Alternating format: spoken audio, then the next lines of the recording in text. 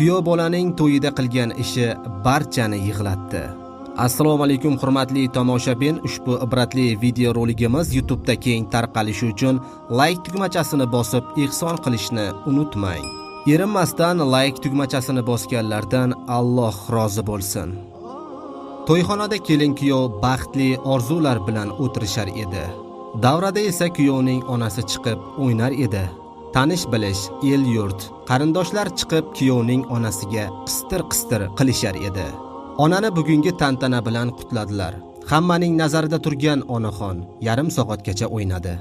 Bu holat kelinga yoqmadi shekilli, sekin kuyovning qulog'iga shivirladi. Onangizga ayting, davradan chiqib ketsinlar dedi. Hali davraga chiqib o'ynaydigan dugonalarim ko'p dedi. Kuyov miyig'ida bir kulib qo'ydi va o'rnidan turdi. Davraga chiqdi. Hammaning xayolida onasini qutlagani chiqdi degan o'y xayol keldi. Lekin kuyov to'g'ri sozandalarning oldiga borib mikrofonni oldi. Ashulla to'xtadi.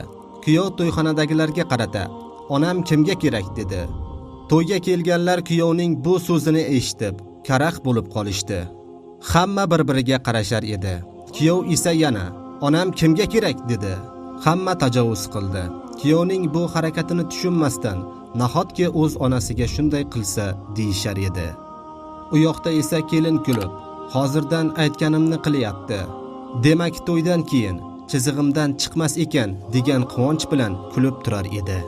Kuyov esa yana, "Onam kimga kerak?" dedi. 3-marotaba takrorladi. Hamma jim qotib qoldi. Kuyovning bu ishiga kim nima deyishligini bilmas edi. Ona zor-zor yig'lar edi. Ko'zlarida yosh bilan yuragiga xanjar urganday bo'ldi. Shunda kuyov, "Onam menga kerak" deya qo'lidagi nikoh uzugini yerga otib, kelinga qarab, "Uch taloqsan" deb onasini davradan olib chiqib ketdi. Atrofdagilar va kelinning yaqinlari nima bo'lganini tushunmas edilar. Kelin tomon kuyovning yoqasidan oldi.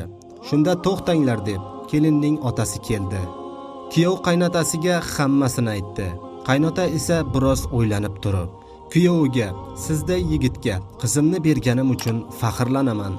Lekin shunday qiz o'stirib, tarbiya bermaganim uchun o'zimdan nafratlanaman" deb davradan chiqib ketdi.